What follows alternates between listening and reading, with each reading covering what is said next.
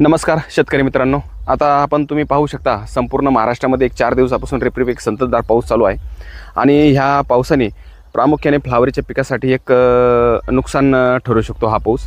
तर यासाठी तुम्ही कडकरपा जे फ्लावरचा बटन असतं, गड्डा असतो आणि त्याच्या भोवतालची जी पानं असतात यांना एक करपा येतो आणि करपा आल्यानंतर त्या फ्लावरच्या बटनावरती त्या गड्ड्यावरती काळी टीक येते।